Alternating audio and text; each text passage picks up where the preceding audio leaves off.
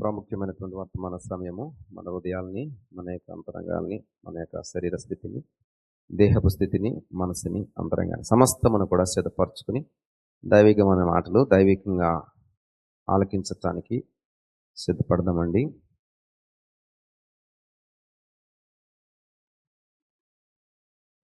హల్లెలూయా. దానికి స్తోత్రం చెల్లిద్దాం. హల్లెలూయా. చిన్న ప్రార్థన చేసుకుని వాక్యంలోకి నడిపించబడదాం. దయగల తండ్రి, కృపగల దేవా, మరొక పరిశుద్ధ పునరుద్ధాన దినము మీరు మాకు అనుగ్రహించా. నీ సన్నిధిలో, నీ మందిరములో, నీవు నివసించేటువంటి ఈ స్థలములలో మేము కూడుకుని నిన్ను ఆరాధించి గణపరిచి ఈ వాక్యమును, నీ మాటను గైకొనడానికి మమ్మల్ని నడిపించా. ఇదిగో ప్రభా, ఇప్పటి వరకు జరిగినటువంటి క్రమం అంతటినీ మనకి మహిమకరంగా మీరు జరిగించా. ప్రాముఖ్యమైనటువంటి నీ మాట వర్తమాన సమయము మీరు మాకు ఇస్తూ ఉండగా ఈ కృపా గడియల్ని సరైన రీతిలో మేము సద్వినియోగపరుచుకునేందుకు సహాయం దయచేయండి. వెతుపడుతున్న ప్రతి మాట మా హృదయాలకు చేరువ చేయండి. ఇదిగో ప్రభా, మా హృదయాల్లో ఫలించబడినట్లు మా జీవితాలకు అది సరిపడా వాక్యముగా అందించబడటకు సహాయం దయచేయండి. అడ్డుపడుతున్నటువంటి చీకటి శక్తులన్నింటినీ కూడా లయపరచండి. ప్రారంభం నుండి చివరి వరకు మీరే ఏలుబడి చేయండి. మహిమ, ఘనత, ప్రభావాలు మీరే పొందుకున్నామని యేసు నామములో అడిగి పెట్టుకుంటున్నాం తండ్రి, ఆమేన్. ఈరోజు వర్తమానము సింహాసనము పార్ట్ 2. ఎందుకంటే నేను పోయిన వారము సింహాసనం అనే వాక్యమును సుదీర్ఘ ప్రసంగము ద్వారా మరి బయలుపరిచాం. అయితే ఇంకను అది అసంపూర్ణముగా అనిపించింది.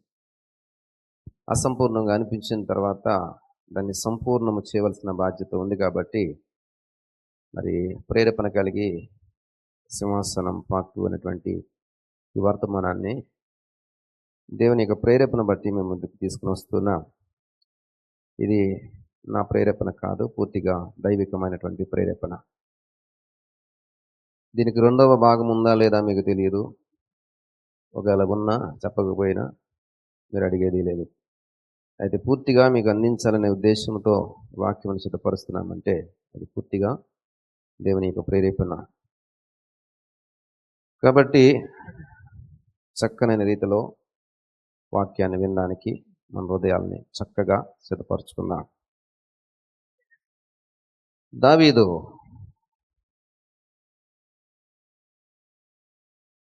అనేక స్థలముల గుండా ప్రయాణం చేసి చివరిగా ఎక్కడికి వచ్చాడని చెప్పానండి అమ్మా? సొంతూరా?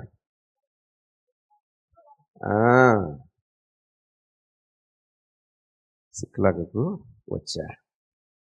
ఇక్కడ ఉన్నటువంటి రాజు, ఫిలిస్తీన్ల రాజు దావీదుకి ఆశ్రయం ఇచ్చి దావీదుకి స్థానం ఇస్తాడు.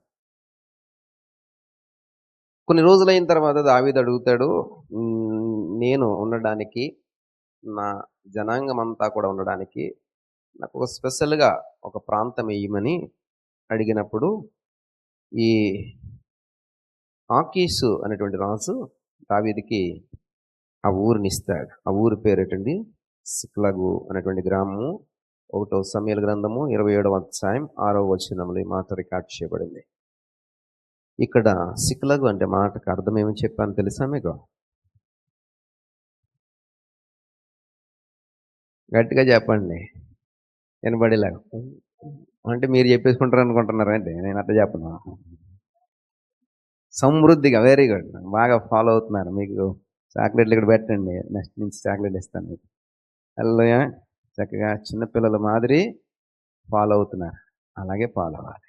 అందుకని దేనికి వాక్యము దేవునికి రాజ్యం ఎవరిని పోలు ఉందండి? చిన్నపిల్లల్ని పోలు ఉంది. కాబట్టి మీరు చిన్నపిల్లలైతే మిమ్మల్ని పోలి ఏదో ఉంటుందండి, దేవునికి రాజ్యం ఉంటుంది. దేవుని రాజ్యంలో దేవునికి మాట వినేవారు ఉంటారు, దేవుని మాటను గుర్తుపెట్టుకునేవారు ఉంటారు, దేవునికి మాటను వెంబడించేవారు ఉంటారు, దేవునికి మాటను పదే పదే నెంబర్ వేసుకునేవారు ఉంటారు. కాబట్టి మీరు ఆ విధంగా మరి టకటకమని చెప్తుంటుంటే మిమ్మల్ని పోలేది ఉందండి, దేవునిక రాజ్యం ఉంది. ఈ సమృద్ధిగా పొంగి పొర్లేటువంటి ఈ సిగిలాకు వచ్చిన తర్వాత ముగ్గురిని జయించారని చెప్పాను. ఈ ముగ్గురు చాలా ప్రాముఖ్యమైన వారని చెప్పాను. గెజూరీలో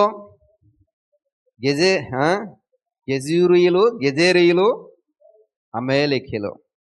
భావాలు కూడా చెప్పేస్తాను. భావాలు కూడా చెప్పగలరా? హల్లెలూయా. కొంతమంది పుస్తకాలు పెట్టుకుని రాసుకుంటున్నట్టు నటిస్తున్నారు కానీ రాసుకోవట్లేదని అర్థమవుతాను. గర్వము, వెరీ గుడ్. గర్వము, వేరుపరచుట, నిత్య నాశనము, వెరీ గుడ్. రాసుకుంటున్నారు, వెరీ గుడ్, మంచిగా. దేని స్తోత్రం. ఎందుకంటే చాలా ప్రాముఖ్యమైనవి. ఎందుకని జయించువానికి ఏమిస్తానంటున్నాడండి? నా సింహాసనం మీద స్థానం ఇస్తానంటున్నాడు. మనము జయించాలి అంటే ఆల్రెడీ ఎవరైతే జయించారో వారిని మనం మాదిరిగా తీసుకోవాలి, అంతే కదండి. మాదిరిగా తీసుకున్నప్పుడు ఓహో పలానా వాడు ఇలా జయించాడు కాబట్టి మనము కూడా ఇలా చేస్తే జయించగలుగుతాం అనుకుంటాం. మనకి అంటే యుద్ధం మీద గెలుపు రావాలంటే మన ముందున్న వారు ఎలాగ యుద్ధం చేశారో మనకు తెలియాలి. ఎలాగ వారు యుద్ధం చేసి గెలిచారో తెలిస్తే మనము కూడా ఆ విధంగా చేయడానికి, గెలవడానికి అవకాశం ఉంటుంది. కాబట్టి జయించుట అనేటువంటి ఒక ఆబ్లిగేషన్ ఉంది మనకి.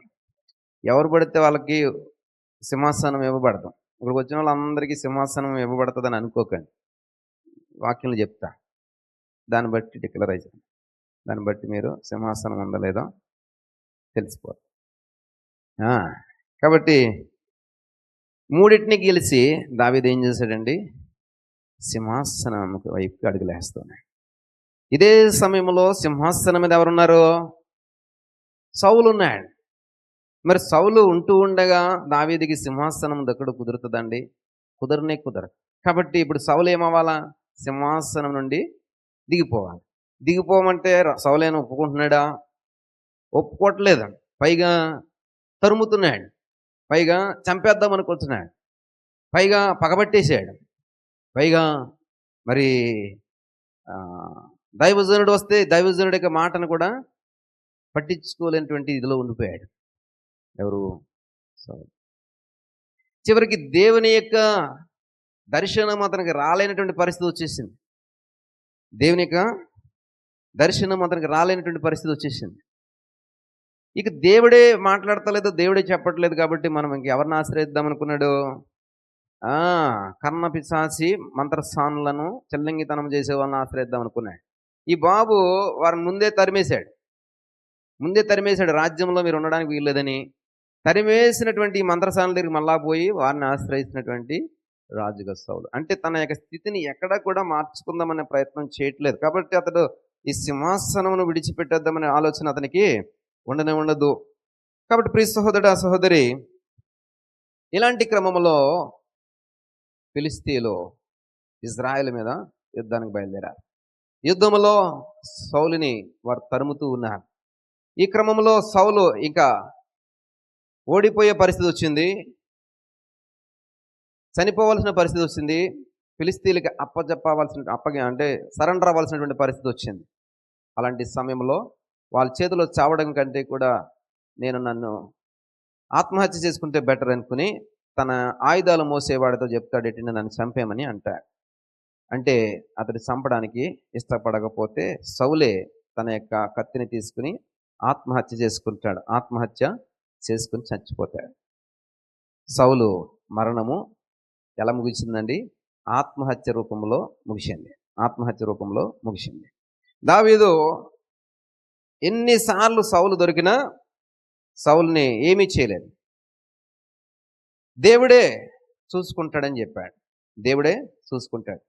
నిజానికి సౌలు దొరికినప్పుడు వేసేసి ఉంటే దావీదుకి సింహాసనం ఎప్పుడో దొరికేసేది. దావీదు ఇలాగ పారిపోయి శ్రమలు అనిపిస్తున్నటువంటి పరిస్థితులు ఎన్ని సంవత్సరాలు అనుకుంటున్నారు? సుమారుగా కాదు, ఎన్ని సంవత్సరాలు అనుకుంటున్నారు? 1 సంవత్సరమా? 2 సంవత్సరాలా? మొన్నటిలాగా లెక్క చెప్పను లేకపోని, మీరు ఏది చెప్తే అంటారా పోనీ.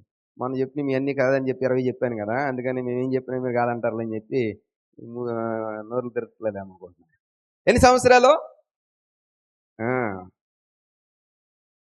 17 సంవత్సరాల వయసప్పుడు సౌలు దగ్గర నిలబడినటువంటి దావీదు 17 సంవత్సరాల ప్రాయంలో గొలియోతుని చంపి అంతఃపురములో సేనాధిపతిగా స్థానము సంపాదించినటువంటి దావీదు 30 సంవత్సరాల తర్వాత సింహాసనాన్ని అధిరోహించాడు.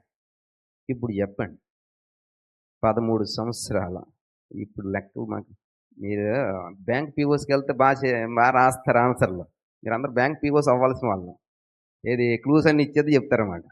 దేని స్తోత్రం. కింద ఏబిసిడీలు పెడితే ఏబిసిడీలు పెడతారు కదా ఆప్షన్, అది పెడితే టిక్ మనోడు పెట్టేసి వచ్చేస్తారన్నమాట. దేని స్తోత్రం. హల్లెలూయా. మంచివా. 13 సంవత్సరాలు దావీదు వనవాసం చేసి, అక్కడ వనవాసం చేసి మళ్ళీ ఆ వనవాసానికి పోకండి, అడవుల పాలైపోయి గుహల పాలైపోయి ఆ పంచన ఈ పంచన చేరుకుని చాలా కఠినమైన పరిస్థితులను ఎదుర్కొని చివరికి సిక్లాకు వచ్చి ముగ్గురిని జయించి విజేతగా నిలబడేటప్పటికీ సౌలు మరణ వార్త దావీదుకు చెవినపడింది. ఈ సౌలు అనేక పర్యాయములు చంపేద్దాం అనుకున్నాడు దావీదుని. 1 సమూయేలు 18:11 పొడిచి గోడకు బిగించి చంపేద్దాం అనుకున్నాడు. ఎలాగండి? దావీదుని ఏం చేద్దాం అనుకున్నాడంటే పొడిచి గోడకి బిగించేద్దాం అనుకున్నాడంటే. ఇలాగా అంటే ఆ ఈటితో పొడిచి అలా వెళ్ళిపోవాలి, గోడకు అతుక్కుపోవాలన్నమాట. అలా ఉండిపోవాలి దావీదు గోడ మీద. అంతఃపురంలో గోడలని పెద్దవి ఉంటాయి, మనకు లెక్క పెద్దవి ఉంటాయి. కాబట్టి ఇక్కడి నుంచి ఇలా విసిరితే ఏమవ్వాలండి, దావీదుకి వెళ్ళది గుచ్చుకుని ఆ దావీదు కూడా ఆ ఈట యొక్క బలమును బట్టి ఎగిరి ఆ గోడకి వెళ్ళిపోవాలి. గోడకి వెళ్ళిపోతే ఆ ఈట గోడకులో దిగిపోతే ఆ గోడలో దావీదు ఏమవ్వాలి, గోడ మీద ఏలబడాలి. అది సౌలు యొక్క అంత కసి ఎవరికి? సౌలుకి, దావీదు మీద. మరి సౌలు ఎలా చచ్చిపోయాడో తెలుసా? 1 సమూయేలు గ్రంథం 37:10 చదువుదాం. 31:10.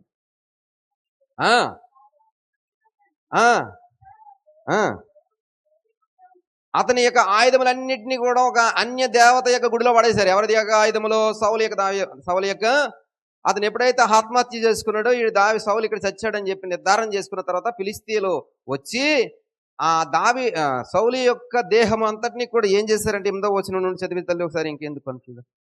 ఏం చేశారంటే అతని డెడ్ బాడీని చూశారు. ఆత్మహత్య చేసుకున్నటువంటి సౌలు యొక్క డెడ్ బాడీ చూశారు, అతని కుమారుల యొక్క డెడ్ బాడీని కూడా చూశారు. చూసినటువంటి ఈ యొక్క ఫిలిస్తీయులు ఏం చేశారంటే అతని యొక్క దేహము నుండి డెడ్ బాడీలో ఉన్నటువంటి ఆ యొక్క తలను ఏం చేశారండి, సెపరేట్ చేసేసారు.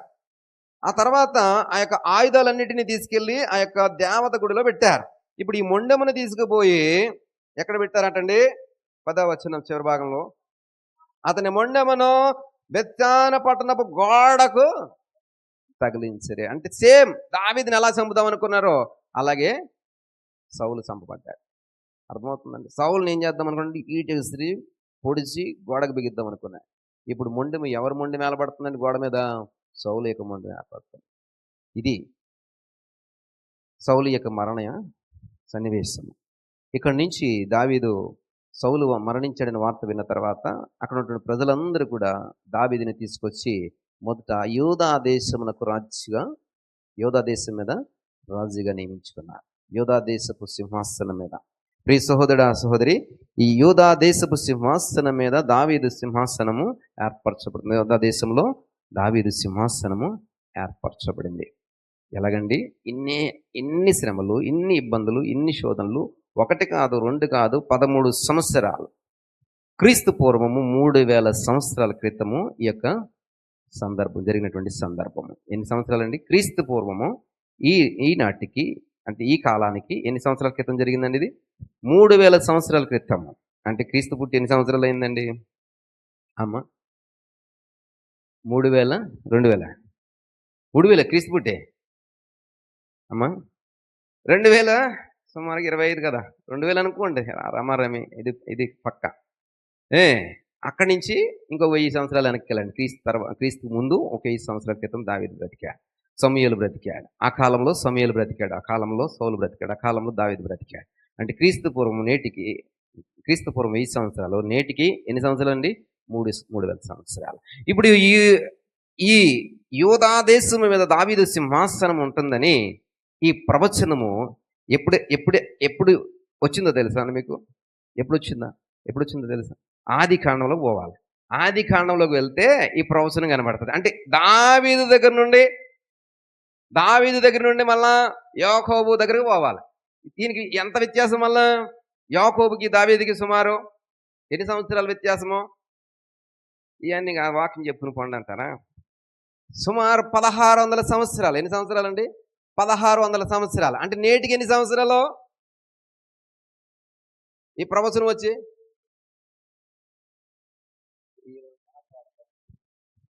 అమ్మా వెరీ గుడ్. ఎవరు మీ సిస్టర్స్ బాగా ఫాలో అవుతుంది. 4600 సంవత్సరాల క్రితం వచ్చినటువంటి దర్శనం అది ఈరోజు మనం మాట్లాడుకుంటున్నాం. 35 ఆది కాండము 11వ వచనం.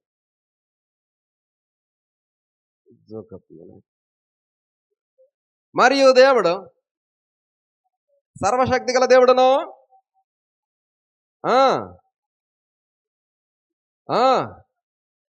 జనముల సమూహముని వల్ల కలుగును.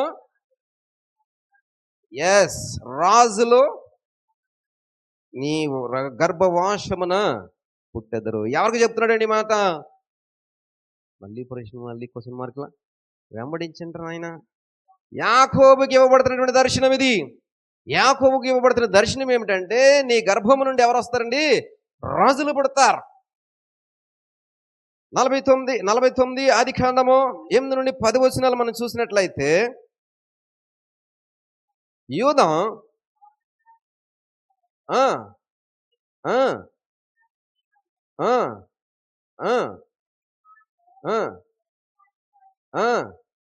యోధా పదమసింహము, నా కుమారుడా, నీవు పట్టిన దాన్ని తినవచ్చుతివి. సింహం వలెను, గర్జించే హాడ సింహం వలెను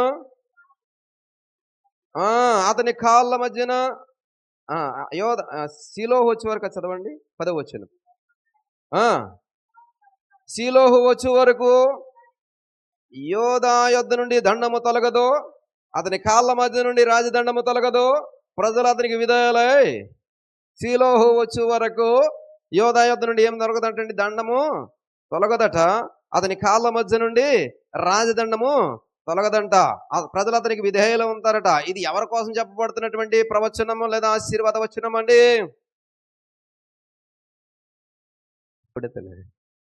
యోధా యోకోబు ఆ కొడుకులందరినీ పిలిచాడు. ముసలోడు అయిపోయాడు, వృద్ధుడు అయిపోయిన తర్వాత మొదటి ప్రారంభ వచనంలో ఉంటుంది చూడండి. అంత్య దినములలో మీకు సంభవించబో సంగతులు మీకు తెలియజేసిన యాకోబు తన కుమారుని పిలిచి ఇట్లా నేను అని ప్రారంభించే వచనంలో ఉంటుంది కదా. యాకోబు తన కుమారులందరినీ పిలిచి ఆశీర్వదిస్తూ ప్రవశిస్తూ ఉన్నాడు. ప్రవశిస్తున్న క్రమంలో యోధా కోసం చెప్తున్నటువంటి ప్రవచనము లేదా ఆశీర్వాదం ఏమిటంటే, నీ దగ్గర రాజదండం ఉంటుంది.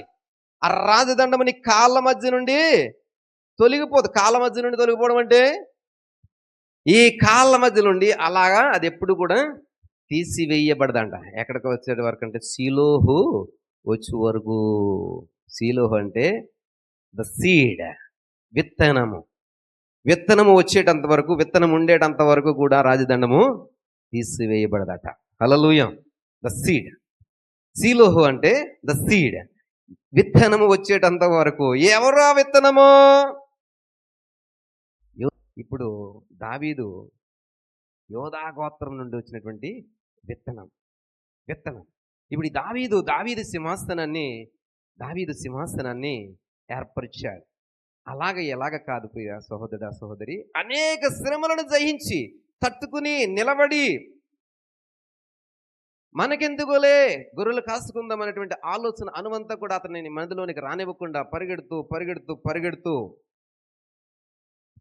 సింహాసనమును అధిరోహించేటంత వరకు కూడా దేవుడు తనకి తోడే ఉంటుంటే దావీదు పరిగెడుతూనే ఉన్నాడు. ఈ పరిగెట్టే క్రమంలో అనేకమైనటువంటి యుక్తులను దావీదు నేర్చుకున్నాడు.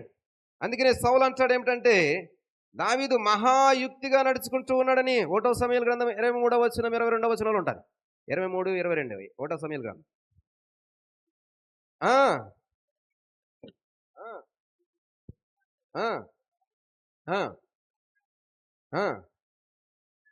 అతడు బహుయుక్తిగా, దావీదు ఈ 13 సంవత్సరాల ప్రస్థానములో యుక్తిని నేర్చుకున్నాడు.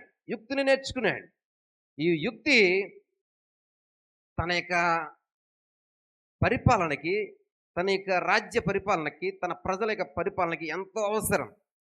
సౌలు దాన్ని గుర్తించాడు. దావీదు యుక్తిగా నడుచుకోవడం నేర్చుకున్నాడని. ప్రియ సహోదరుడు, సహోదరి, ఈ శ్రమలు దావీదుకి ఏం నేర్పించాయంటే యుక్తిని నేర్పించాయి. ఇప్పుడు రాజదండము యోధా గోత్రములో యోధా కొదమ సింహమైనటువంటి యోధా కోసం యాకోబు చెబుతున్నాడు, రాజదండము నీ కాళ్ళ మధ్య నుండి తొలగిపోదు. ఎప్పటి వరకు? విత్తనము వచ్చేటంత వరకు. ఇక్కడ ఈ ప్రవచనం అయిన తర్వాత 1600 సంవత్సరాల తర్వాత ఒక విత్తనం వచ్చింది. ఆ విత్తనం పేరు దావీదు. ఈ దావీదు అనే ఆయన ఈ రాజదండము తీసుకోవడానికి అనేక సంవత్సరాలు పరిగెట్టి ఈ రాజదండాన్ని తన చేతిలోకి తీసుకున్నాడు. ఇప్పుడు దావీదు యొక్క వశమై ఏముందండి? రాజదండం ఉంది. ఇప్పుడు ఈ రాజదండము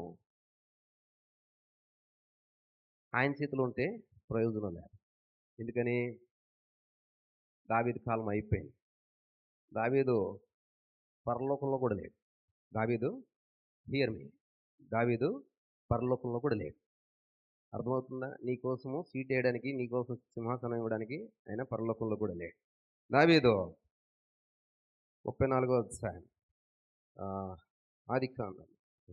లోకశుభార్త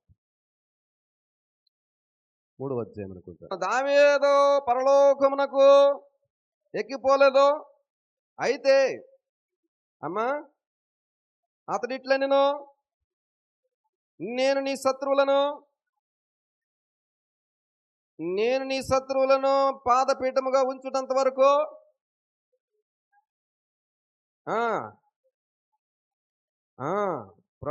నా ప్రభువుతో చెప్పాను. చూడండి ప్రియులరా, ఇది ఆత్మాభిషేకముతో అపోస్తులుడైన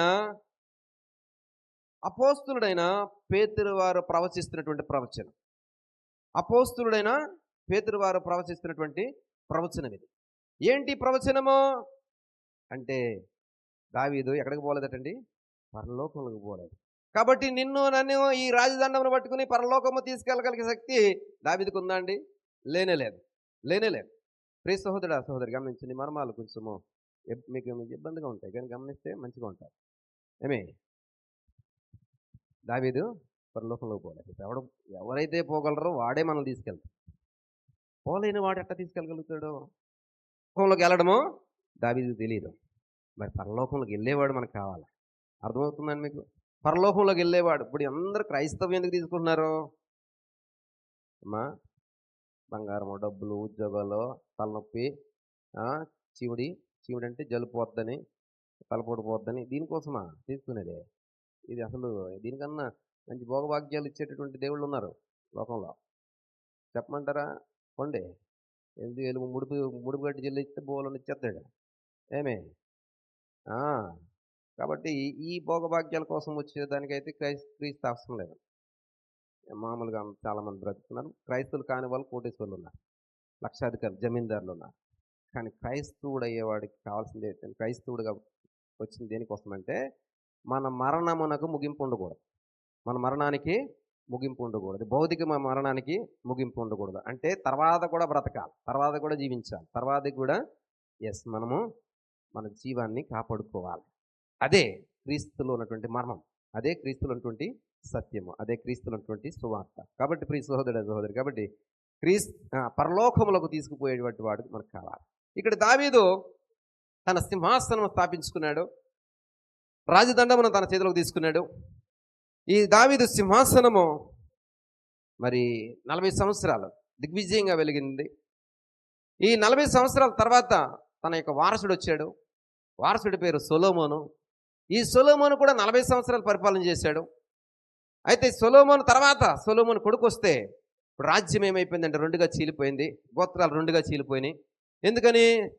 సొలొమోను యొక్క అవిధేయతను బట్టి రాజ్యం 2గా చీలిపోయింది. ఇక్కడ సొలొమోను దగ్గర పనిచేస్తున్నటువంటి యెరోబాము అనేటువంటి దాసుడికి 10 గోత్రాలని దేవుడు ఇచ్చేశాడు. రెహబాము అనేటువంటి సొలొమోను యొక్క కొడుక్కి మాత్రం 2 గోత్రాలు ఉన్నటువంటి రాజ్యాన్ని ఇచ్చాడు దేవుడు. అయితే సొలొమోను కొడుక్కి ఇస్తున్నప్పుడు ఎందుకని ఆ 2 మిగిల్చాడంటే దావీదుకి ఒక మాట ఇచ్చాడు. ఏంటంటే మాట, నీ సింహాసనమును నిత్య సింహాసనముగా స్థాపిస్తాను, ఏర్పరుస్తాను. నీ వారసుడు అనేవాడు లేకుండా ఉండకపోవడం అనేది జరగదు. ప్రియ సహోదరుడా, సహోదరి, సింహాసనమును ఏర్పరిచినటువంటి దావీదుకి దేవుడిచ్చినటువంటి వాగ్దానాలు ఏంటో చూస్తే 89వ కీర్తనలో ఒక గొప్ప మాటలు రాయబడి ఉంటాయి. 89వ కీర్తన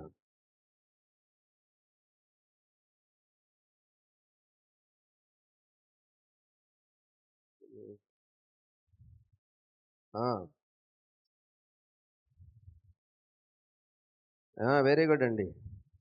చాక్లెట్లు పెట్టండి, ఇలా చదివిన వాళ్ళకి చాక్లెట్ ఇచ్చారు. 3వ వచనం. అవునండి. నిత్యము నీ సంతానమును స్థిరపరచుదును, తరతరములకు నీ సింహాసనమును స్థాపించుదునని చెప్పి నా సేవకుడైన దావీదుతో ప్రమాణము చేసి ఉన్నాను. ఈ మాట ఎవరు చెప్తున్నారంటే ఏతాను అనేటువంటి వ్యక్తి చెప్తున్నాడు. ఈ ఏతాను అనేటువంటి వ్యక్తి ప్రవచిస్తూ దైవ ధ్యానంలో ఉంటూ యెజ్రెహీయుడు అనేటువంటి ఈ ఏతాను రాసినటువంటి మాట ఈ ఏతాను ఎవరు? సొలొమోనుతో సమానమైనటువంటి జ్ఞానము కలిగిన వాడు. 1వ రాజుల గ్రంథం 4వ అధ్యాయం 31వ వచనంలో ఏతాను అనే వ్యక్తి కనబడతాడు. అది మనకు అప్రస్తుతం, అవసరం లేదు, మీకు అర్థం అవ్వడం కోసం చెప్పాను. ఈ ఏతాను అనేటువంటి వాడు ఎలా ఉన్నాడండి? సొలొమోను జ్ఞానముతో పోల్చదగినటువంటి జ్ఞానము కలిగినటువంటి వ్యక్తి. అలాంటి జ్ఞానము కలిగినటువంటి వ్యక్తి దావీదు గురించి ప్రవచిస్తూ దావీదు యొక్క దర్శనం గురించి చెప్తూ ఏమని చెప్తున్నాడు? నేను ఏర్పరచుకుని వానితో నిబంధన చేసి ఉన్నాను, నిత్యము నీ సంతానమును స్థిరపరచుదును, తరతరములకు నీ సింహాసనము స్థాపించదని చెప్పి నా సేవకుడైన దావీదుతో ప్రమాణము చేసి ఉన్నాను. అక్కడ ఆపి ఇప్పుడు సింహాసనం దావీదు చేతులకు వచ్చేసింది కదా. వచ్చిన తర్వాత ఏంటో చూద్దాం. 19వ వచనం దగ్గరికి వచ్చేద్దాం. అప్పుడు నువ్వు దర్శనమును నీ భక్తులతో ఇట్లా సెలవిచ్చి ఉంటివి, నేను ఒక సూర్యునికి సహాయం చేసి ఉన్నాను, ప్రజల నుండి ఏర్పరచబడిన యొక్క నేను హెచ్చించి ఉన్నాను, నా సేవకుడైన దావీదు నేను కనుగొని ఉన్నాను, నా పరిశుద్ధ తైలముతో అతను అభిషేకించి ఉన్నాను, నా చెయ్యి ఎడతెగగా అతని తోడయుండును, నా బహుబలం అతని బలపరచును, ఏ శత్రువును అతని మీద జయమునందడు, దోషకారులు అతని బాధపరచరు, అతని ఎదుట నిలవకుండా అతని విరోధులు నేను పడగొట్టెదను, అతని మీద పగపట్టు వారిని మొత్తెదును, నా విశ్వాస్యతయు నా కృపయు అతనికి తోడేండును, నా నామమును బట్టి అతని కొమ్ము హెచ్చింపబడును, నేను సముద్రం మీద అతని చేతిని, నదుల మీద అతని కుడి చేతిని ఉంచెదను, నీవు నా తండ్రివి, నా దేవుడవు, నా రక్షణ దుర్గము అని అతను నాకు మొర్రపెట్టును, కావున నేను అతని నా జ్యేష్ఠ కుమారునిగా. ఇప్పుడు దావీదు ఏమైపోయాడండి? దావీదు చచ్చిపోయాడు, జ్యేష్ఠ కుమారుడుగా అయిపోయాడు. ఎవరికండి? ఎవరికి? హల్లెలూయా. ఏంటండి ఇప్పుడు చెప్దాం. జ్యేష్ఠ కుమారునిగా చేసుకున్నాడు అంటే ఎవరు? యెహోవా దేవుడు. సాక్షాత్తు తండ్రి దావీదుని జ్యేష్ఠ కుమారునిగా చేసుకున్నాడు. జ్యేష్ఠ కుమారుడికి ఉన్నటువంటి ఆశీర్వాదము, జ్యేష్ఠ కుమారుడికి ఉన్నటువంటి బలము, జ్యేష్ఠ కుమారుడికి ఉన్నటువంటి అతిశయ బలము, జ్యేష్ఠ కుమారుడికి ఉన్నటువంటి ఆధిక్యత మొన్న రిబకా స్టోరీలో చెప్పాను. కొంచెము నాన్న కూచి అమ్మ కూచి అనేటువంటి వాక్యంలో చెప్పా. ఔన్నత్యం యొక్క అతిశయం, అది బలాతిశయము, బలము యొక్క అతిశయం. అంటే ఎవరటండి? పెద్ద కుమారుడు తండ్రికి ఎలాగుంటాడంటే అతిశయంగా ఉంటాడు, గర్వకారణంగా ఉంటాడు, తండ్రికి బలము, తండ్రి యొక్క బలానికి నిదర్శనంగా ఉంటాడు. ఇప్పుడు తండ్రి యొక్క బలానికి ఇప్పుడు దావీదు ఎలాగున్నాడు? దావీదు ఏమైపోయాడు? ఇప్పుడు పెద్ద కుమారుడు అయిపోయాడు కదా. పెద్ద కుమారుడు అయిపోయినటువంటి దావీదు తండ్రి యొక్క బలమునకు ఎలాగున్నాడు? ఇప్పుడు నిదర్శనముగా ఉన్నాడు. తండ్రి యొక్క ఔన్నత్యమునకు అతిశయముగా ఉన్నాడు. తండ్రికి గర్వకారణంగా దావీదు మార్చబడ్డాడు. ఎందుకు బట్టి? దావీదు యొక్క స్థితిగతులన్నిటినీ కూడా దేవుడైనటువంటి యెహోవా కంట్రోల్ చేస్తూ జ్యేష్ఠ కుమారుడుగా దావీదుని చేసుకున్నాడు. దేని స్తోత్రం కలుగును గాక. ఇప్పుడు దావీదు సాక్షాత్తు దేవుడికి ఏమైపోయాడండి? పెద్ద కొడుకు అయిపోయాడు. పెద్ద కొడుకు యొక్క బలము, పెద్ద కొడుకు యొక్క శక్తి, తండ్రి యొక్క గర్వకారణము, తండ్రికి అతిశయంగా ఇప్పుడు ఎవరు మార్చబడ్డారండి? దావీదు మార్చబడ్డాడు. ప్రియ సహోదరా, సహోదరి, అందుకని ఇప్పుడు ఏమవుతుందంట? అతని చెయ్యి బలపరచబడుతుంది, అతని మీద పగబెట్టిన వారు ఎవరు కూడా నిలవజాలరు, శత్రువు ఎవడైనా సరే ఓడిపోవలసిందే. దావీదు ఈ 40 సంవత్సరాల కాలంలో ఒక్క యుద్ధంలో ఓడిపోయినటువంటి సందర్భము లేదు. సొంత కొడుకులే దావీదుని తరిమే పరిస్థితి వచ్చినా దావీదు కొడుకు చేతిలో హతమవ్వలేదు. దావీదు దావీదుని ఎవరైతే తరిమారో ఆ కొడుకే దేవుడు మొత్తాడు, ఆ కొడుకే చనిపోయాడు. ఆ కొడుకుని దావీదు ఆ కొడుకు చనిపోయినప్పుడు దావీదు పాపం బాధపడుతూ ఉంటాడు సొంత కొడుకని. కానీ దేవునికి ఉద్దేశం ఆ కొడుకుని తీసివేయడం. ఎందుకని? తండ్రి మీద తిరగబడినటువంటి కొడుకుగా అతడు ఉన్నాడు కాబట్టి. అంటే ఏ శత్రువు సొంత వాడైనా సరే, కొడుకైనా సరే హాని తలబడితే దావీదు దగ్గరికి అది రాలే. అంతగా కాపుదలిచ్చి పెద్ద కొడుకుగా చేసుకుని దావీదుని దేవుడు లీడ్ చేశాడు. ప్రియ సహోదరుడా, సహోదరి, ఇలాగా లీడ్ చేయబడినటువంటి దావీదు సొలొమోనుకి అధికారం ఇస్తే సొలొమోను ఏం చేశాడంటే తన యొక్క సింహాసనాన్ని చాలా గొప్ప సింహాసనంగా చేసుకున్నాడు. ఆ సింహాసనం యొక్క కీర్తి మరి ఎవరికి లేదట. 1వ రాజుల గ్రంథము 10వ అధ్యాయం 18-20 వచనాల్లో రాయబడి ఉంటుంది. సొలొమోను యొక్క సింహాసనం గురించి రాయబడి ఉంటుంది. ఈ సొలొమోను యొక్క సింహాసనాన్ని చూస్తే ఏంటంటే దంతము చేత సింహాసనము చేయించి సువర్ణముతో దాన్ని పొదిగి ఈ సింహాసనానికి ఏమన్నాయటండి, ఇలా చూడండి, ఈ బొమ్మ చూడండి, ఇలాగ 6 మెట్లు ఉన్నాయండి. 1 2 3 4 5 6 ఉన్నాయి కదా, 6 మెట్లు. ఈ రాణి పేరు ఎవరు చెప్పండి? అక్కడ ఉన్న లేడీ పేరు ఎవరైనా చెప్పగలరా? షేబారాణి. వాకింగ్ చెప్పాను కదా, షేబారాణి ఎక్కడి నుంచి వచ్చిందండి? శాబా దేశపు రాణి, దక్షిణ దేశపు రాణి. ఊరకని మీకు అర్థమవడం చెప్పి ఇక్కడ మెట్లు ఉంటాయి. ఈ మెట్లకి ఈ పక్కన ఏమున్నాయంట?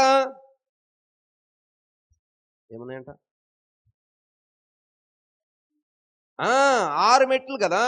ఈ పక్కన ఒక 6 సింహాల బొమ్మలు, ఆ పక్కన ఒక 6 సింహాల బొమ్మలు ఉంటే 12 అయినాయి. టోటల్గా 12 సింహాలు ఉన్నాయి. ఆ పైన సింహాసనం అధిరోహించబడి ఎవరు ఏలుబడి చేస్తున్నారటండి? సొలొమోను ఏలుబడి చేస్తున్నాడంట. అలాంటి సింహాసనం అంట అది చదవండి, ఎవ్వరికి చదవండి. ఇప్పుడు అందుకుంది. అటువంటి సింహాసనము ఏ రాజ్యమందును కూడా చేయబడలేదు. అంత గొప్ప సింహాసనము సొలొమోను తండ్రి ఇచ్చినటువంటి సింహాసనాన్ని అంత గొప్ప సింహాసనంగా మార్చి మళ్ళీ ఏం చేశాడు తెలుసా? దిగజార్చేశాడు. ప్రియ సహోదరుడా, సహోదరి, దిగజార్చేశాడు. అందులో మళ్ళా 2 గోత్రాలు మాత్రమే మిగిల్చుకుని 10 గోత్రాలు తన దగ్గర పనిచేస్తున్నటువంటి దాసుడికి ఇవ్వబడింది. ఈ క్రమంలో దావీదు తర్వాత కేవలము 400 సంవత్సరాలు మాత్రమే దావీదు వంశీయులు పరిపాలన చేశారు. అంటే దావీదు యొక్క బ్రీడ్ ఏమంటారు దాన్ని? వారసత్వము. దావీదుతో మనవడో ముది మనవడో ఈ విధమైన రిలేషన్ కలిగినటువంటి వారు కేవలం ఎన్ని సంవత్సరాలండి? 400 సంవత్సరాలు మాత్రమే పరిపాలించారు. తర్వాత ఎవరు వచ్చారో తెలుసా? బబులోను దేశపు రాజు వచ్చాడు, నెబుకద్నెజరు వచ్చి యెరూషలేమును ఆ చుట్టుపక్కల ఉన్న ప్రాంతాలన్నింటినీ కూడా పట్టుకుని వెళ్ళిపోయిన తర్వాత వీళ్ళందరూ కూడా యెరూషలేముని విడిచి బబులోను దేశంలో బానిసలుగా బ్రతికారు. అలాంటి సమయంలో దానియేలు లాంటి మహాప్రవక్తలు దేవుడు లేపాడు. ప్రియ సహోదరుడా, ఈ 400 సంవత్సరాల తర్వాత 600 సంవత్సరాలు ఈ సింహాసనం మీద కూర్చున్నటువంటి విత్తనము లేదు. 400 సంవత్సరాల తర్వాత అంటే దావీదు నుండి యేసుక్రీస్తు వారి వరకు ఎన్ని సంవత్సరాలు నేను చెప్పానండి? మళ్ళీ కర్రకి కొట్టిస్తాను మీ అందరినీ. ఈ నేటికి ఎన్ని సంవత్సరాలు దావీదు అని చెప్పాను? నేటికి 3000 సంవత్సరాలు చెప్పా. మరి యేసుక్రీస్తు నుండి దావీదుకి ఎన్ని సంవత్సరాలు అవుతుంది? ఇప్పుడు యేసుక్రీస్తు నుండి నేటికి ఎన్ని? 2000 సంవత్సరాలు కదా. మరి యేసుక్రీస్తు నుండి దావీదుకి ఎన్ని లెక్కలు రావా? 1000 సంవత్సరాలు అవుతుంది. అప్పుడు సింపుల్ కదా, పెద్ద లాజిక్ ఏముంది ఇందులో? 1000 సంవత్సరాలు. మన నుండి దావీదుకి 3000 సంవత్సరాల క్రితం అయితే యేసుక్రీస్తు వారు పుట్టిన దగ్గర నుండి దావీదుకి 1000 సంవత్సరాలు. ఆ 1000 సంవత్సరాలను 400 సంవత్సరాలు దావీదు యొక్క వారసత్వం కలిగినటువంటి రాజులు పరిపాలించారు. ఆ తర్వాత దావీదు యొక్క సింహాసనము పరుల రాజ్యము అంటే పరాయి దేశపు రాజుల చేత ఆక్రమించబడి బానిసత్వంలోకి పోయింది. అంటే సుమారు ఇప్పుడు ఈ 400 తర్వాత మళ్ళీ యేసుక్రీస్తు పుట్టేటంత వరకు కూడా సీడ్ లేదు, అంటే విత్తనము లేదు. ఈ విత్తనం వచ్చేటంత వరకు ఏమన్నాడండి యాకోబు? ఏమన్నాడు? ఆ విత్తనం వచ్చేటంత వరకు రాజదండం నీ కాళ్ళ మధ్యలో నుంచి పోదు అన్నాడు. ఇక్కడ ఎన్ని సంవత్సరాలు పోయింది అమ్మా? 600 సంవత్సరాలు రాజదండము ఆ సింహాసనం మీద కూర్చుండలేదు. అందుకనే దేవుడైనటువంటి యెహోవా ఒకటవ లోకాసు వార్త 1వ అధ్యాయం 32వ వచనంలో చెప్తాడు ఏమిటంటే, దావీదు సింహాసనం, నీ తండ్రి అయిన దావీదు యొక్క సింహాసనం మీద కూర్చుండుట కొరకే అని మాట రాయబడి ఉంటుంది. చదవండి అమ్మా. ప్రభువైన దేవుడు ఆయన తండ్రి అయిన దావీదు సింహాసనమును గమనించండి ప్రియులరా, ఇక్కడ ఏమైందండి, సీడ్ అనేది ఏమైందండి మళ్ళా జనించి, ఇప్పుడు ఈ సీడ్కి ఏది ఇవ్వబడుతుందండి, తండ్రి అయిన దావీదు యొక్క సింహాసనము కుమారుడైన యేసుక్రీస్తు వారికి ఇవ్వబడుతుంది. ఇప్పుడు కుమారుడు యేసుక్రీస్తు వారు దావీదుకి కుమారుడు ఎట్టయ్యాడో మళ్ళీ పోదాం. లోకాసు వార్త 3వ అధ్యాయం. నన్ను వాక్యము డెప్త్గా వినడానికి ప్రయత్నం చేయండి, మనసు పెడితే వాక్యం లోతుగా వెళ్తారు. అప్పుడు మీకు వాక్యం బాగా అర్థమవుతుంది. పై ఏసు రక్తమే జయమో, ఆయన మన కోసం ప్రాణం పెట్టాడు, ఆయన శిలువ మీద చచ్చిపోయాడు, 3 రోజులు లేచాడు, జై హింద్ అని అనకండి. ఏంటంటే నువ్వు పెంతెకొస్తేవాడివో బాప్టిస్టుడివో అని లెక్క, హోలీవే సంఘస్థుడివి కాలేదు. అర్థమవుతుందా?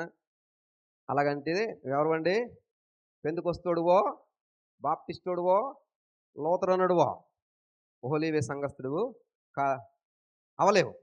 హోలీవే సంఘస్థుడు అవ్వాలంటే వాక్యము యొక్క లోతుల్లోనికి పోవాలా.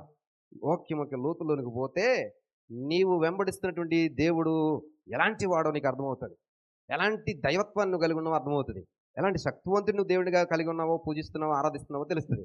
అరే వాళ్ళు ఆరాధిస్తున్నారు, వాళ్ళు చప్పట్లు కొట్టారు, వాళ్ళు పాడారు, వీళ్ళు పాడారు, మనం పాడేద్దాం కాదు. తెలుసుకుని ఆరాధించు, తెలుసుకుని దేవుడిని ప్రార్థన చేయి, తెలుసుకుని వాక్యం చదువు, తెలుసుకుని నువ్వు ఏ స్థానంలో ఉన్నావో 122వ కీర్తనలో చెప్తున్నటువంటి మాట ఏంటంటే, దావీదు యొక్క వంశీయులందరికీ కూడా ఏమివ్వబడిందంటే సింహాసనములు ఇవ్వబడ్డాయని చెప్పాను.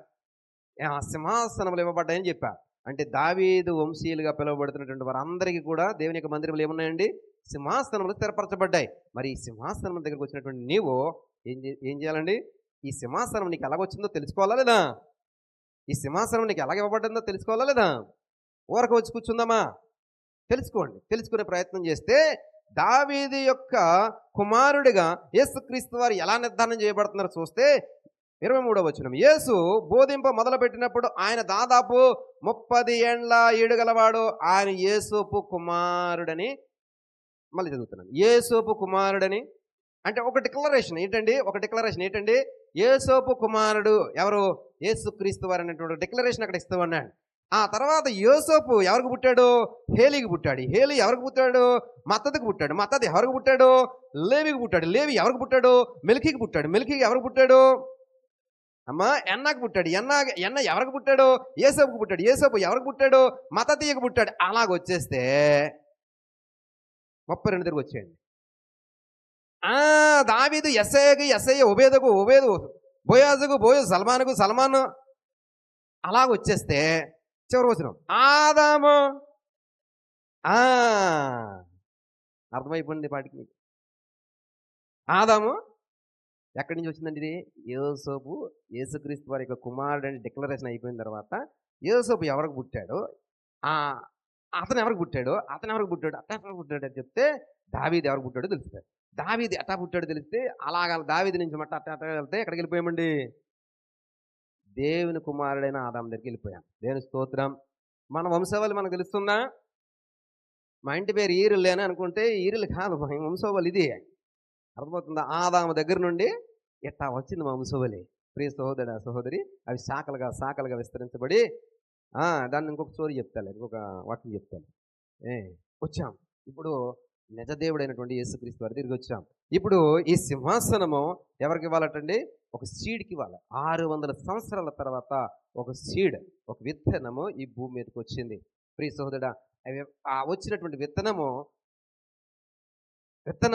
ఏమవుతుందటండి, సర్వోన్నతుని యొక్క కుమారుడని అనిపించుకుంటూ, లోకాసు వార్త 1వ అధ్యాయం 32వ వచనం, ఆయన గొప్పవాడై సర్వోన్నతునికి కుమారుగా పై చెత్తలి, ఆయన గొప్పవాడై అతడు గొప్పవాడై సర్వోన్నతిని యొక్క కుమారుడు అనబడను. ఇప్పుడు అతడు ఏమయ్యాడంటే ఆ తండ్రి అయిన తన తండ్రి అయిన అక్కడ రాయబడింది చాలా స్పష్టంగా. ఆయన చదవండి, ప్రభువైన దేవుడు ఆయన తండ్రి అయిన ఎవరి తండ్రి? దావీదు తండ్రి. దావీదు తండ్రి ఎట్టా అయ్యాడు చెప్పాను కదా. ఎక్కడ చెప్పాను? లోకాసు వార్త 3వ అధ్యాయం 23వ వచనం నుండి చివరి వరకు చదివి దావీదుకి యేసు ప్రభువారు ఎట్టా తండ్రి అయ్యాడు చెప్పాను. అర్థమవుతుంది? సో ఇప్పుడు దావీదు స్థిరపరిచినటువంటి సింహాసనము, నిత్యము ఉండవలసినటువంటి సింహాసనము, ఎప్పటికీ కూడా నాశనం లేనటువంటి సింహాసనమును ఎవరు అధిరోహించాలంటండి? యేసుక్రీస్తు వారు అధిరోహించాలంట. దేవుని స్తోత్రం. ఇక్కడికి అర్థమైందండి. ఇక్కడికి అర్థమైతే ఇప్పుడు వాక్యాన్ని ప్రారంభిద్దాం. వాక్యం ఏంటండి? వేళ రిఫరెన్స్ ఏప్రిల్ రాని పత్రిక 4వ అధ్యాయం 16వ వచనం. గనుక మనము కనికరింపబడి సమయోచితమైన సహాయము కొరకు కృప పొందినట్లు ధైర్యముతో కృపాసనమునద్దకు చేరుదాము. చూడండి ప్రియులరా, ఇప్పుడు మనం ఏమయ్యామంటండి? కృపాసనము దగ్గరకు వచ్చామంట మనం. ఎందుకని? కనికరింపబడి సమయోచితమైన సహాయము కొరకు ఈ కృపాసనము అంటే దావీదు ఏర్పరిచినటువంటి సింహాసనము, తన తండ్రి ఏర్పరిచినటువంటి సింహాసనమును యేసుక్రీస్తు వారు ద సీడ్ విత్తనముగా మొలకెత్తి సర్వోన్నతుని యొక్క కుమారుడిగా అనిపించుకుంటూ ఆ సింహాసనం మీద ఆయన అధిరోహించి ఆ సింహాసనం దగ్గరికి మనల్ని నడిపిస్తున్నాడు. అర్థమవుతుందండి? ఆ సింహాసనం దగ్గరికి మనం నడిపిస్తున్నాడు. ఈ సింహాసనం పేరేటండి? ఏం సింహాసనం అండి ఇది? కృపా సింహాసనము. కృపాసనం అంటే కృపా ప్లస్ సింహాసనము. దేవుడు ఏదైతే దావీదు సింహాసనమును దేవుడు యేసుక్రీస్తు వారు అధిరోహించారో ఆ సింహాసనమును దేవుడు ఇప్పుడు మన యేసుక్రీస్తు వారు ఏ సింహాసనంగా మార్చివేశారో? కృపా సింహాసనంగా మార్చివేశారు. ఇక దావీదు సింహాసనం ఇంకా లేదు. ఇప్పుడు ఇదేమైపోయిందండి? కృపా సింహాసనంగా మార్చబడింది. ఆ కృపా సింహాసనంగా మార్చబడితే మనం ఏం చేస్తున్నామంట? మనము కనికరింపబడి సమయోచితమైన సహాయం కొరకు ఏం చేస్తున్నామండి? కృప పొందినట్లు ఇక్కడికి వస్తా ఉన్నాము. ఇప్పుడు ఈ సింహాసనం మీద ఏముందంటే కృప ఉంది. కృపా సింహాసనం దగ్గర ఏముంటుందండి? కృప ఉంటుంది. ఆ సింహాసనానికి ఉన్నటువంటి విశిష్టతను బట్టి ఆ సింహాసనం యొక్క గుణగణాలను మనం అంచనా వేయవచ్చు. ఆ సింహాసనముకు ఉన్నటువంటి పేరు ప్రఖ్యాతలను బట్టి ఆ రాజు ఎలా ఉంటాడో మనము అంచనా వేయొచ్చు. సొలొమోను యొక్క సింహాసనాన్ని చూసి ఆ సొలొమోను యొక్క టేస్ట్ ఏంటో ఇట్టే అర్థమైపోద్ది. అవునా కదా? నెబుకద్నెజరు యొక్క సింహాసనం కూడా ఉంది. హేరోదు యొక్క సింహాసనం కూడా ఉంది. అపోస్తుల కార్యాలు 12వ అధ్యాయం 21వ వచనంలో చూస్తే హేరోదు సింహాసనం కనబడుతుంది. అక్కడ హేరోదు దేవుణ్ణి మహిమ పరచునందున వెంటనే దేవుడు అతన్ని మొత్తెను, చచ్చెను. అర్థమవుతుంది లేదండి? దావీదు యొక్క సింహాసనం వేరు, దావీదు యొక్క వారసత్వం వేరు. ఇక్కడ హేరోదు యొక్క సింహాసనాన్ని చూస్తే హేరోదు ఆ సింహాసనం మీద కూర్చుని చాలా గొప్పగా ప్రవచించేస్తున్నాడు. ఓహో నా ప్రజలారా, నా దేశ ప్రజలారా, అక్కలారా, చెల్లులారా అని ప్రసంగిస్తూ ఉన్నాడు. ప్రసంగిస్తుంటుంటే వాళ్ళందరూ కూడా ఏమైపోయారండి? మైమరిచిపోయి, హేరోదు ఏం మాట్లాడుతున్నాడు, సూపర్ మాట్లాడుతున్నాడు, ఇది హేరోదు మాట కాదు, ఎవరి మాట? దైవ స్వరమే, దేవుడే హేరోదు ద్వారా మాట్లాడిపిస్తూ ఉన్నాడని ప్రజలందరూ కూడా చప్పట్లు కొట్టేస్తుంటుంటే హేరోదు ఉప్పొంగిపోయాడు. ఆ మరుక్షణమే చచ్చిపోయాడు. ఎందుకని? అతడు ప్రసంగించినటువంటి ప్రసంగంలో ఎక్కడ కూడా దేవుణ్ణి అతడు స్తుతించలేదు, ఆరాధన చేయలేదు. సింహాసనం దేవుడు ఇచ్చాడు, కానీ హేరోదు ఏం చేశాడండి? సింహాసనాన్ని సరైన రీతిలో ఉపయోగించలేదు. మంచిగా మాట్లాడు, ప్రజల యొక్క మెప్పు పొందుకునే విధంగా మాట్లాడాడు. చప్పట్లు కొట్టారు, ఓహో యెరోదా అన్నారు. కానీ మరుక్షణం చచ్చిపోయాడు. ఎందుకని? అతని ప్రసంగంలో ఎక్కడ కూడా దేవుణ్ణి మహింపరచలేదు. ప్రియ సహోదరుడా, సహోదరి, ఇది ఒక రకమైన సింహాసనం. అంటే ఆ సింహాసనములు ఏమైపోతాయండి? దేవుని యొక్క అనుగ్రహం లేకపోతే వెంటనే కూలిపోతాయి. కానీ నీ దేవుడు ఏర్పరిచినటువంటి సింహాసనము దావీదు సింహాసనము. ఆ దావీదు సింహాసనం మీద ఇప్పుడు దేవుడైనటువంటి యేసు ప్రభువు వారు ఏం చేస్తున్నారంటే సింహాసనం ఏర్పరచుకుంటున్న యెషయా గ్రంథము 9వ అధ్యాయం 6-7 వచనాలు చదువుదాం. ఏలయనగా మనకు శిశువు పుట్టెను, మనకు కుమారుడు అనుగ్రహించబడెను, ఆయన భుజం మీద రాజ్యభారం ఉండును, ఆశ్చర్యకరుడు, ఆలోచనకర్త, బలవంతుడైన దేవుడు, నిత్యుడగు తండ్రి, సమాధానకర్త యొక్క అధిపతి అని అతనికి పేరు పెట్టబడును. ఇది మొదలుకొని మితి లేకుండా దానికి వృద్ధియు క్షేమము కలిగినట్లు సర్వకాలము దావీదు సింహాసనమును రాజ్యమును నియమించును. న్యాయము వలన నీతి వలన రాజ్యము స్థిరపరచుటకు అతడు సింహాసనాసీనుడై రాజ్య పరిపాలన చేయును. ఇప్పుడు దావీదు సింహాసనమును యేసుక్రీస్తు వారు అధిరోహించి దాన్ని ఏం చేస్తున్నారటండి? మితి లేకుండా దానిని వృద్ధియు క్షేమములోనికి నడిపిస్తున్నారట. అర్థమవుతుందండి? దావీదు యొక్క సింహాసనమును ప్రభు అయినటువంటి యేసుక్రీస్తు వారు అధిరోహించి దాన్ని కృపాసనముగా మార్చుకుని దానికి మితి లేకుండా, మితి అంటే మతి కాదు, మితి అంటే పరిమితి, లిమిట్ లేకుండా వృద్ధియు క్షేమము అంటే సమాధానము కలిగినట్లుగా దావీదు సింహాసనాన్ని యేసు ప్రభువారు ఏం చేశారటండి? మార్చివేశారు. ఇప్పుడు ఈ సింహాసనము న్యాయం వలన నీతి వలన అదేవిధంగా రాజ్యము స్థిరపరచుటకు అతడు సింహాసనాసీనుడై రాజ్య పరిపాలన చేస్తున్నాడు. ఇప్పుడు యేసుక్రీస్తు వారి యొక్క రాజ్య పరిపాలన ఏముంటుందండి? న్యాయం ఉంటుంది, నీతి ఉంటుంది, రాజ్యము స్థిరపరచబడడం ఉంటుంది. ఇప్పుడు దావీదు యొక్క సింహాసనము ఏమైపోయిందండి? కృపాసనం అయిపోయింది. ఈ కృపాసనం దగ్గరికి మనం వస్తూ ఉన్నాం కృప పొందుకోవడానికి. ఏ కృప? సమయోచితమైన సహాయం కొరకు. ఏ కృప అండి ఇది? సమయోచితమైన సహాయం. ఈ సింహాసనం దగ్గరికి వస్తే ఇక్కడ ఒక కృప ఉంది. ఈ కృప ఏంటండి? నీకు సమయోచితమైన సహాయం చేస్తుంది. సమయోచితమైన సహాయం అంటే అన్నం లేనప్పుడు అన్నం పెడతాడు, అన్నం లేనప్పుడు అన్నం పెడతాడు, డబ్బులు లేనప్పుడు డబ్బులు ఇస్తుంది. అర్థమవుతుందా? నీకు గాఢాంధకారం ఉన్నప్పుడు వెలుగై వస్తుంది, చీకటి అలుముకున్నప్పుడు నీకు వెలుగుగా వస్తుంది. అర్థమవుతుందండి? అంటే నీకు ఆ చీకటిలో ఉన్నప్పుడు ఏం కావాలి? డబ్బులు కావాలా? చీకటిలో ఉన్నప్పుడు ఏం కావాలా? భోజనం కావాలా? వెలుగు కావాలి. కాబట్టి సమయోచితమైనది ఏం కావాలి? అక్కడ మీకు వెలుగు రావాలా. అలాగే నీకు ఆకలితో అలమటిస్తూ ఉన్నావు, అప్పుడు నీకేం కావాలి? బంగారం కావాలా? ఏం కావాలా? ఆహారం కావాలా? అంటే సమయోచితంగా నీకు కావాల్సింది ఏంటి? ఆహారం. అంటే నీ యొక్క అవసరాలకు తగినట్టుగా ఈ కృపాసనం ఏం చేస్తుందండి? సహాయం చేస్తుంది. నీకు ధనం సహాయం కావాలా? ఆహారం కావాలా? ఇరుకైన పరిస్థితుల్లో చీకట్లో ఉన్నావా? నీకు వెలుగు కావాలా? లేదా నువ్వు నీ బ్రతుకు ఒకవేళ వేదనకరంగా ఉందా? నీకు ఆవేదనతో నిండి ఉన్నావా? నీకేం కావాలా? సంతోషం కావాలా? ఆ సంతోషాన్ని ఏమిస్తుందండి? ఈ కృపాసనం ఇస్తుంది. అలాగండి దావీదు యొక్క సింహాసనము ఇప్పుడు ఏమైపోయిందండి? కృపాసనముగా మార్చబడి నీకు సమయోచితమైనటువంటి సహాయం చేస్తుంది. అందుకనే మీరందరు ఇక్కడికి వస్తున్నారు. హల్లెలూయా. ఎందుకని? కృపాసనం దగ్గరికి వస్తే మీకు ఏం దొరుకుతుందండి? ఏం దొరుకుతుందండి? సమయోచితమైన సహాయము. మీకు ఏ సమయంలో ఏది కావాలన్నా అది దొరుకుతుంది, అంతే. అది దొరుకుతుంది. ఎందుకని? ఇక్కడ కృపాసనం అంటే కృప పొందుకోవడానికి కావాల్సినటువంటి అంత కృప ఇక్కడ ఉంది. ఈ కృపాసనం దగ్గరికి వస్తే కృపే దొరుకుతుంది, ఇంకోటి దొరకదు. అవును కదా? కాబట్టి ఇది నీకేంటంటే సమయోచితమైనటువంటి సహాయం చేస్తుంది.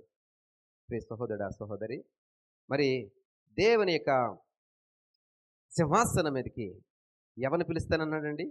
జయించు వారిని పిలుస్తానని. దావీదు జయించాడు, సింహాసనాన్ని సంపాదించాడు. యేసుప్రభువు వారు జయించారు, సింహాసనాన్ని సంపాదించారు.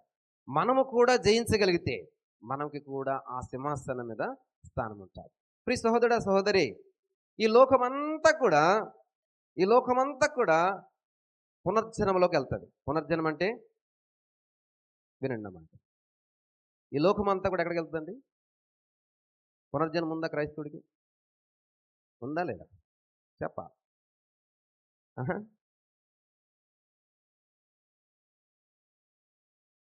పునర్జన్మ ఉందా లేదా? సింపుల్ చెప్పాలి. ఉందా? లేదు. Very good. డిక్లేర్. పునర్జన్మ క్రైస్తవునికి లేదు. మరి ఏముంది?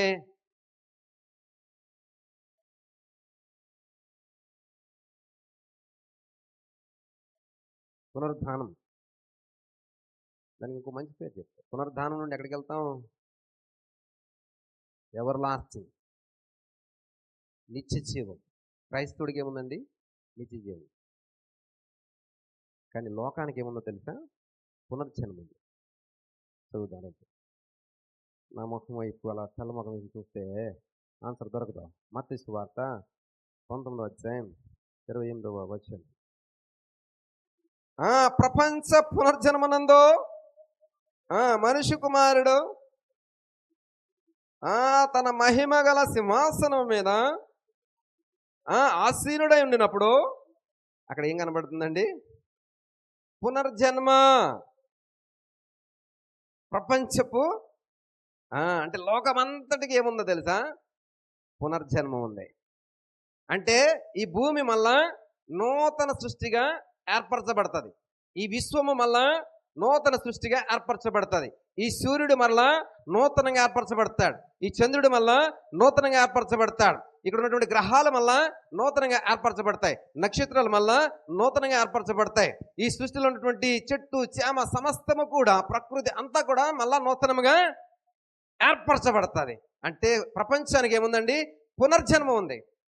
కానీ క్రైస్తవుడు అయిన నీకు పునర్జన్మ లేదు. ఏముంది? నిత్య జీవం. మరి నువ్వేం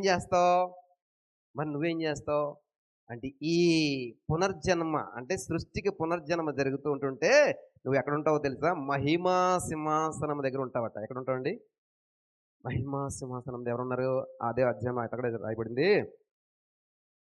యేసు వారిది ఇట్లా, ప్రపంచపు పునర్జన్మనందు మనుష్య కుమారుడు తన మహిమ గల సింహాసనం మీద ఆసీనుడై ఉన్నప్పుడు నన్ను వెంబడించిన మీరును 12 సింహాసనం మీద ఆసీనులై ఇజ్రాయేలుల 12 గోత్రముల వారికి తీర్పు తీర్చురు. నాకేమి మీతో వెంబడిస్తున్నాం కదా, నీతో బ్రతుకుతున్నాం కదా, నీ శిష్యులుగా ఉన్నాం కదా, నువ్వు ఏం తింటున్నావు, ఏ తాగుతున్నావు, నువ్వు ఎక్కడికి వెళ్తా అక్కడికి వస్తున్నావు, నువ్వు కొండ అంటున్నావు, కొట్ట అంటున్నావు, అరణ్యం అంటున్నావు, తోట అంటున్నావు, అది అంటున్నావు, ఇది అంటున్నావు, సిలువ అంటున్నావు, అది అంటున్నావు, ఎక్కడికంటే అక్కడికి వస్తూ ఉన్నాం కదా, ఇలాగ వచ్చినందుకు మాకేమైనా స్పెషల్ ఉందా అని అడిగితే అప్పుడు ప్రభువారు చెప్పారు ఏంటంటే, ఈ సృష్టి అంతా కూడా పునర్జన్మ జరుగుతుంది. జరిగినప్పుడు నేను మహిమా సింహాసనం మీద ఉంటాను. అప్పుడు నాతో పాటు మీరు కూడా ఆ మహిమా సింహాసనం మీద ఉంటారు. అర్థమవుతుందా? సింహాసనం మీద మీరు ఏం చేస్తారండి? 12 గోత్రాలకు చెందిన వారికి మీరు తీర్పు తీరుస్తారు.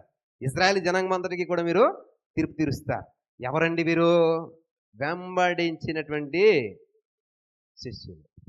నీవు వెంబడిస్తే నీవు కూడా ఆయన శిష్యుడివే అని అంటున్నాడు.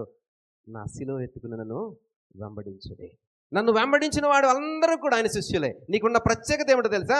ఈ పునర్జన్మ జరుగుతున్నప్పుడు ఈ మహిమా సింహాసనము ఎదుట ఆయన కూర్చుని ఉన్నప్పుడు నీవు కూడా ఆయనతో పాటు మహిమా సింహాసనం మీద ఉంటావు. హల్లెలూయా. అప్పుడు ఈ 12 గోత్రాల వారికి, జనాంగం అంతటికి, సృష్టి యావత్తుకు కూడా తీర్పు తీర్చబడుతుంటుంటే ఈ మహిమా సింహాసనం మీద కూర్చుని నువ్వేం చేస్తావు తెలుసా? నీవు కూడా తీర్పు తీరుస్తావు. హల్లెలూయా. ఒకసారి చదువుదాం మహిమా సింహాసనం గురించి. మత్తయి సువార్త 25:31 వచనం. ఇప్పుడు ప్రభువారు ఎక్కడ ఉన్నారటండి? ఆయనతో కూడా సమస్త దూతలను వచ్చినప్పుడు ఆయన ఎక్కడ ఉన్నాడటండి? మహిమ గల సింహాసనం మీద ఆసీనుడై ఉంటాడట. ఆసీనుడై ఉన్నప్పుడు సమస్త జనులు ఆయన ఎదుట ఇంకొకసారి పెట్టండి. సమస్త జనులు అంటే నీవు, నేను, హిందువు, ముస్లిము, సిక్కు, అరబ్బో, గిరబ్బో, ఏ బాబు, ఆ బాబాబు, ఈ బాబు అన్నీ గల అందరూ కూడా ఆయన ముందు ఇలా పడి దండం పెడతా ఉంటారు. బాబాబాబు నా సంగతి అని దండం పెడతా ఉంటారు. అర్థమవుతుందా మీకు? ఎవరండి? ఈ సమస్త జనులందరూ కూడా వచ్చి ఆయన మహిమా సింహాసనం మీద కూర్చున్నప్పుడు అందరూ పడి బాబు నా పరిస్థితి ఏంటి బాబు తెలుసుకోలేకపోయినప్పుడు అయ్యో ఈదిల్లో పడి ఇంకా పాటలు పాడుతూ తిరిగారు, ఊలి సంఘం అంట మేము వస్తుంటుంటే మేము అసలు వినిపించుకోలేదయ్యా అంటారు. అప్పుడు దేవుని ఎదుట వారు చేసిన పొరపాట్లన్నింటినీ జ్ఞాపం చేసుకుంటూ ఉంటారు. ప్రియ సహోదరుడా, సహోదరి, మహిమా సింహాసనం.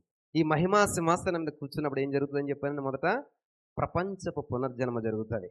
ఈ ప్రపంచ పునర్జన్మ జరుగుతున్నప్పుడు ప్రతిదీ కూడా నూతనంగా జరుగుతుంది. ప్రతిదీ, భూమి నూతనం అవుతుంది, ఆకాశం నూతనంగా అవుతుంది, చంద్రుడు నూతనంగా వస్తాడు, సూర్యుడు నూతనంగా వస్తాడు, నక్షత్రాలు నూతనంగా వస్తాయి, సమస్త గ్రహాలు కూడా నూతనంగా ఆవిష్కరించబడతాయి. నూతన సృష్టి. అర్థమవుతుందా? ఈ సింహాసనం మీద ప్రభు వారు ఆసీనులై ఉంటారు. ఇలా చూస్తూ ఉంటారు, సమస్తం అలా గమనిస్తుంటుంటే my dear brother, my dear sister, remember it, నీవు కూడా సింహాసనం మీద ఉంటావు. ప్రియ సహోదరుడా, సహోదరి, ఈ జనులందరూ వచ్చి ఈ మహిమా సింహాసనం దగ్గర ఒక పక్కనేమో పునర్జన్మ జరుగుతుంటే ఈ ప్రజలందరూ వచ్చి దేవుని ఎదురు సాగిలి పడుతుంటే నువ్వేం చేస్తావు తెలుసా? నువ్వేం చేస్తావు తెలుసా? ఇలా కూర్చుంటావు. ఎలా కూర్చుంటావు తెలుసా? ఇలా కూర్చుంటావు ప్రియ సహోదరా సహోదరి. ఎలాగండి? రాజులాగా కూర్చుంటావు. రాణిలాగా కూర్చుంటావు ప్రియ సహోదరా సహోదరి. రాజులాగా రాణిలాగా కూర్చుంటావు. చదువుదాం. ఆ ఆ గొల్లవాడు మేకల నుండి గొర్రెలను వేరుపరచినట్లు ఆయన వారిని వేరుపరిచి తన కుడి వైపున గొర్రెలను ఎడమ వైపున మేకలను నిలబెట్టినప్పుడు రాజు తన కుడి వైపున ఉన్న వారిని చూసి, నా తండ్రి చేత ఆశీర్వదింపబడిన వారులారా రండి, లోకము పుట్టినది మొదలుకొని మీ కొరకు సిద్ధపడిన రాజ్యమును స్వతంత్రించుకొనుడి. ఇది చెప్పబడుతుంది అక్కడ. అర్థమవుతుందండి? మహిమా సింహాసనం మీద ఉన్నప్పుడు జనులందరూ వచ్చి అలా పడిపోతూ ఉంటారు. జనులందరూ వచ్చి అలా పడిపోయి దండం పెట్టి పొలుతూ ఉంటారు, దొర్లుతూ ఉంటారు. దొరుకుతూ ఉన్నప్పుడు దేవుడు పిక్ చేస్తుంటాడు. ఇక్కడ గొర్రెలేమి మేకలేవి, గొర్రెలేవి మేకలేవి. గొర్రెలను తీయండి, తీసుకొచ్చి కుడి పక్కన పెట్టండి. మేకలేవి తీసుకొచ్చి ఎడం పక్కన పెట్టండి. ఇప్పుడు గుడి వైపున ఉన్నటువంటి గొర్రెలతో చెప్పండి ఏమని? సృష్టి ప్రారంభము నుండి చదువుదాం. సృష్టి ప్రారంభము నుండి లోకము పుట్టినది మొదలుకొని మీ కొరకు సిద్ధపరచబడిన రాజ్యమా. మీరు ఇప్పుడు 2025 సంవత్సరం, ఈ 75-100 సంవత్సరాల ఈ శతాబ్దంలో బ్రతుకుతున్నారు అనుకోకండి. మీ కొరకు ఒక రాజ్యం సిద్ధపరచబడి ఉంది. ఏంటి ఆ రాజ్యము?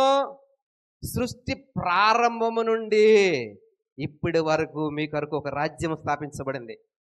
ఆ రాజ్యమును నువ్వు స్వతంత్రించుకోవాలంటే మహిమ సింహాసనం మీద ఆసీనుడైనటువంటి యేసుక్రీస్తు వారి పక్కన నువ్వు కూర్చుంటున్నప్పుడు దేవుడు అంటాడు ఏంటంటే, come on my dear son, come on my dear daughter, come.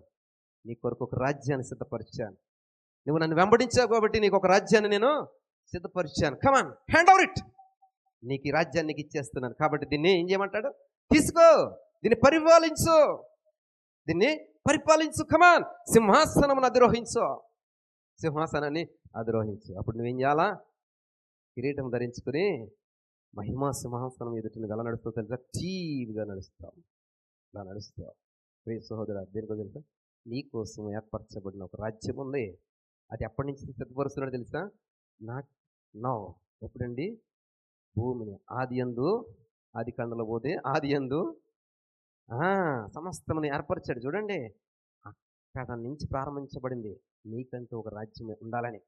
ప్రియ సహోదరా సహోదరి, నీకంటూ ఒక రాజ్యం ఉండాలని, నీకంటూ ఒక సామ్రాజ్యం ఉండాలని దేవుడు ఒక రాజ్యాన్ని ఏర్పరుస్తున్నాడు. ఆ రాజ్యం ఇప్పటికీ ఏర్పరచబడుతూనే ఉంది. నువ్వు ఎప్పుడైతే ఈ మహిమా సింహాసనం దగ్గరికి వెళ్తావో దేవుడు దాన్ని నీకు వీలునామా రాసిచ్చేస్తాడు. రాజ్యం నీదే. ఆ రాజ్యంలో నీదే మాట, ఆ రాజ్యంలో నీదే హక్కు, ఆ రాజ్యంలో నువ్వు చేసిందే శాసనము, ఆ రాజ్యంలో నువ్వు ఏమంటే అదే. ఒకడు రమ్మంటే పోతాడు, రమ్మంటే వస్తాడు, ఒకడు పొమ్మంటే పోతాడు. ప్రియ సహోదరా సహోదరి, ఈ సింహాసనం మీదకి ఎక్కినటువంటి దావీదుకి ఏమివ్వబడిందో తెలుసా? దావీదు తాళపు చెవి ఇవ్వబడింది. దావీదు సింహాసనం మీదకి ఎక్కిన తర్వాత దావీదుకి ఏమివ్వబడిందండి? దావీదు తాళపు చెవి ఇవ్వబడింది. దావీదు తాళపు చెవి అతడు తెరిస్తే దానికి ఎవరు కూడా ముయ్య జాలరు. అతడు మూసివేస్తే అతడికి ఎవరు కూడా తెరవజాలరట. అంత రాజ్యాధికారం కలిగినటువంటి తాళపు చెవి దావీదుకి ఇచ్చాడు. మహిమ సింహాసనం దగ్గరికి వెళ్ళినటువంటి నీకు దేవుడు ఏం ఇస్తాడండి? రాజ్యమని రాసి ఇచ్చేస్తాడు. సహోదరా సహోదరి అంటున్నాడు, రండి నా తండ్రి చేత ఆశీర్వదింపబడిన వారలారా. ఎవరితో అంటున్నాడండి ఈ మాట? కుడి వైపున ఉన్నటువంటి గొర్రెలను చూసి అంటున్నాడు. ఎవరి గొర్రెలు? హూ ఇస్ దిస్ గొర్రె? హూ ఇస్ దిస్ గొర్రె? ఎస్ 10 జాన్ 10, యోహాను 13. ఎవరండి గొర్రె? నా గొర్రెలు నా స్వరము వింటాయి.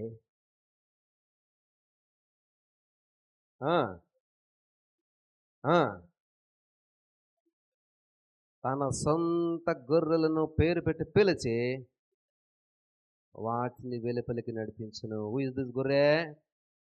అతన్ని ఎవరైతే వెంబడిస్తారో ఆ వెంబడించిన వాడినైనా ఎరిగి ఉంటాడట.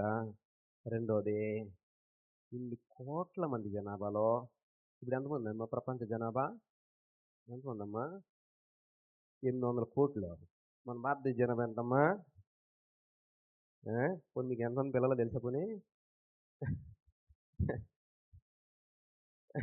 ఇంకెంతమంది పిల్లలు అనమాట ఇట్లా చూస్తున్నారా కాదు 150 కోట్లు ఇప్పుడున్నటువంటి ఈదిలో భూమి ప్రారంభించిన దగ్గర నుండి ఇప్పటి వరకు ఎంతమంది చచ్చిపోయి ఉంటారు, ఎంతమంది పుట్టుంటారు, ఎంతమంది చచ్చిపోయి ఉంటారు. వీళ్ళందరిలో మనం ఎంత అసలు ఉంటుందా? ధూళి లాంటి కదా. అలాంటి వీటిలో కూడా ఆయన మనల్ని ఏం చేస్తాడట? పేరు పెట్టి పిలుస్తాడు. హల్లెలూయా చెప్పండి, హల్లెలూయా. నీ పేరు పెట్టి పిలుస్తుంటుంటే నువ్వు ఎలాగెళ్తుంటుంటే రాజులాగా వెళ్తుంటుంటే దూతలు ఈ పక్కన ఆ పక్కన బూరలు ఊతూ ఉంటాయంట. బూరలు ఊతూ ఉంటాయంట. సునాదములు, సునాదం అనే వాక్యం నేను చెప్పానా లేదా? సునాదం చేస్తూ ఉంటాయంట. ఇప్పుడు దీనైనా అత్యున్నత సింహాసనమని 6వ అధ్యాయం యెషయా గ్రంథం 1వ వచనం నుండి కనబడతాది. ఈ మహిమ సింహాసనం నుండి ఎక్కడికి వెళ్తావు తెలుసా? అత్యున్నత సింహాసనం దగ్గరికి వెళ్తావు. అత్యున్నత సింహాసనం పక్కన దేవదూతలు నిలబడి 2 రెక్కల చేత గాల్లో ఎగురుతూ, 2 రెక్కల చేత కాళ్ళు కప్పుకుంటూ, 2 రెక్కల చేత దేహం కప్పుకుని ఆకాశములో ఎగురుతూ ఉంటాయంట. ఎగురుతూ ఉంటే స్తుతి గానాలు చేస్తూ ఉంటాయంట, పాటలు పాడుతూ ఉంటాయంట, దేవుని మహింపరుస్తుంటాయంట. స్తుతి మహిమ నీకే, ఘనత ప్రభావం నీకే నాయనా అని నిత్యము నిత్యము నిత్యము ధూపం వలె ఆరాధన చేస్తూ ఉంటాయంట. అక్కడ గడప కమ్మెలు సహితము ఏమైపోతుంటండి? ప్రకంపిస్తుంటాయి, పడిపోతాయేమో అనేటువంటి భయం వేస్తుంటుంది. అక్కడ ఉన్నటువంటి ధూళి ధూపం వలె పైకి లేస్తుంటుంది. కింద ఉన్నటువంటి ధూళి ఏమవుతుందంటే ధూపం వలె పైకి అలాగ పొగలాగా లేస్తూ ఉంటుంటే నువ్వు ఎలాగెళ్తావో తెలుసా? రాజులాగా రాణిలాగా వెళ్తావు. దేనికోసమో తెలుసా? నీకు ఇవ్వబడినటువంటి రాజ్యమును స్వతంత్రించుకోవడానికి, నీ రాజ్యమును నువ్వు స్వతంత్రించుకోవడానికి. ప్రియ సహోదరా సహోదరి, దావీదు నీకు ఈ సింహాసనాన్ని ఇవ్వలేదు, ఎందుకంటే అతడు పరలోకంలో లేడు. అతడు పరలోకంలో లేడు. కానీ ఈ సింహాసనమును కృపాసనంగా మార్చివేసి ఆ కృపా సింహాసనాన్ని మహిమా సింహాసనంగా మార్చివేసి తర్వాత తండ్రి అయినటువంటి దేవుని యొక్క అత్యున్నత సింహాసనం దగ్గరికి నేను నడిపిస్తున్నా. ప్రియ సహోదరా సహోదరి, నువ్వు ఏం చేస్తావండి? ఇప్పుడు ఏం చేస్తావండి? ప్రపంచపు పునర్జన్మ జరిగింది కదా. ఇప్పుడు ఈ నూతన సృష్టిలో నీకంటూ ఒక రాజ్యం ఉంటుంది. అర్థమవుతుందండి? ఈ నూతన సృష్టిలో నీకంటూ ఒక రాజ్యము ఉంటుంది. ఆ రాజ్యమునకు నీవే రాజువు, నీవే రానివి. నువ్వు రాసిన రాజ్యాంగమే రాజ్యాంగము. ప్రియ సహోదరా సహోదరి, నీ దేవుడు అంత గొప్ప దేవుడు తెలుసా? అందుకే చెప్పాను, నీ దేవుడి గురించి మొదట మీరు తెలుసుకుంటే నీకోసం నీ దేవుడు ఏమి ఇస్తాడో మీకు తెలుస్తుంది. నువ్వు ఆరాధిస్తే, వెంబడిస్తే నేను ఎక్కడ కూర్చోబెడుతున్నాడండి? మహిమా సింహాసనం. నువ్వు వెంబడిస్తే నీకంటూ ఒక రాజ్యము, ఒక స్వతంత్ర రాజ్యము నీకు ఇస్తున్నా అంటున్నాడు. నీకోసం సిద్ధపరచబడినటువంటి రాజ్యం ఇస్తాడు. Come on, hand over it, take the throne. సింహాసనం తీసుకో, పరిపాలన చేయి. 12 గోత్రాలతో పాటు ఇజ్రాయెల్ జనాంగం అంతటికి కూడా పరిపాలన చేయి. ఎంత గొప్ప దేవుడు అండి. ఒకసారి చప్పట్లు కొట్టి నీ దేవుడిని గయంపరచడానికి చేతులు ఉపయోగిస్తారా? హల్లెలూయా. నీవు మలినముతో ఉంటే కడగడానికి, పాపములతో ఉంటే కడగడానికి నేను ఈ లోకంలోకి వచ్చాను అన్నాడు. హల్లెలూయా. నీవు తప్పిపోతే నేను తీసుకోవడానికి వచ్చాను. నువ్వు దరిద్రంలో బ్రతికితే నేను గొప్పవాడిగా చేయడానికి వచ్చాను. నీవు ఇలాంటి పాప నికృష్టమైన స్థితిలో ఉంటే నేను నిన్ను ఎక్కడిని చేర్చుకోవడానికి వచ్చాను. చేర్చుకోవడమే కాదు, నాతో పాటు నీకు సింహాసనం ఇస్తాను అంటున్నాడు. హల్లెలూయా, హల్లెలూయా. ప్రియ సహోదరా సహోదరి, ఎంత గొప్ప దేవుడు నీకు దేవుడై ఉన్నాడు. ఈ సింహాసనము నీది, ఈ సింహాసనము నీది. అత్యున్నత సింహాసనం మీద తండ్రి అయినటువంటి యెహోవా ఆసనుడై ఉన్నాడు. నీవు మహిమా సింహాసనం మీద దేవుడు నిన్ను తనతో పాటు తన కుమారుడైనటువంటి యేసుక్రీస్తు నిన్ను కూర్చుండబెడుతున్నాడు. నీకంటూ ఒక రాజ్యాన్ని ఇచ్చాడు. మరి నువ్వు వెంబడించే గొర్రెల్లో ఉన్నావా? వెంబడించలేనటువంటి మేకల్లో ఉన్నావా? నేను మేకగా ఉంటూ గొర్రెల్లో కలిసిపోయి వెళ్ళిపోదామన్నా కానీ అలా పిక్ చేసేస్తాడు. అంటే అలా సెపరేట్ చేసి పక్కన పెడతారు. మేకలాగా బ్రతికేస్తుందని గొర్రెల్లో కలిసిపోయి వెళ్ళిపోదాములే అనుకోకండి. దేవుడు తీసి పక్కన పెట్టేస్తాడు. అరే ఎలా తెలిసిపోయింది? ఎస్, యు ఆర్ మేక. నీ వాయిస్ సెపరేట్, నీ స్వరం సెపరేట్, నీ స్వభావం సెపరేట్, నీ రూపం సెపరేట్, నీ నడక సెపరేట్, నీ ప్రవర్తన సెపరేట్. 100 మంది గొర్రెలు వెళ్తుంటే నీ నడక తెలీదా? ఓ మేక, నీకు స్థానము ఉండదు, నీకు రాజ్యము ఉండదు, నీకు సింహాసనము ఉండదు. కాబట్టి ఇప్పుడు నిర్ధారించుకోండి, ఈ సింహాసనం మీద మీ పేరు ఉందా లేదా? మీరు గొర్రెలా మేకలా? గొర్రెలైతే మహిమా సింహాసనం మీకే.